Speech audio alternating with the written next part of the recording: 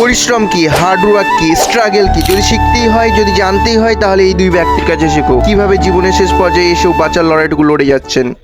আজকে ছিল ঘোষপাড়ায় এক নাম সংকীর্তন, তাই সেখানে অটোতে করে যাচ্ছিলাম। যাওয়ার সময় এমন একটা কাণ্ড ঘটবে তা জানা ছিল না। আসলে ব্যাপারটা হলো, একটা ওভারলোড ট্রাক প্যান্ডেলে বাসের সঙ্গে লাগিয়ে দিয়ে রাস্তা ব্লক করে দিয়েছে, তাই সেখান থেকে বাকি রাস্তাটুকু হেঁটেই যেতে হলো। এখানে পৌঁছতেই দিয়ে দিল কিছুটা খিচুড়ি প্রসাদ এবং সেটাকে খেতে খেতে হয়ে গেল রাত্রিবেলা প্রথমে রাধাকৃষ্ণের দর্শন করলাম, দেন চলে এলাম একটু হরিনাম শুনতে শুনতে চারিপাশটা ভালো করে দর্শন করছিলাম। এদিক ওদিক ঘোরাঘুরি করতে করতে চলে এলাম একটা চপের দোকানে এবং এখান থেকে কিছু পকোড়া নিয়ে নিলাম খাওয়ার জন্য। এরপরেই চোখে পড়লো এক মায়াবী দৃশ্য, যেখানে এখনকার ইউথ জেনারেশন তেমন একটা পরিশ্রম করতে চায় না বা পারে না, সেখানে এই বয়স্ক ব্যক্তি কিভাবে তার শেষ জীবনের লড়াইটুকু লড়ে যাচ্ছে। দুমুঠো অন্ন জোগাড়ের জন্য তার এই লড়াই সত্যি অসাধারণ। এখান থেকে একটা শিক্ষা পাওয়া যায়, জীবনের কোনো কাজেই ছোট কিংবা বড় নয়, সব কাজেই সমান। তা এই ব্যক্তিকে দেখে বোঝা যায়। আবার শেষে একটি কথা দিয়ে ভিডিওটি শেষ করব,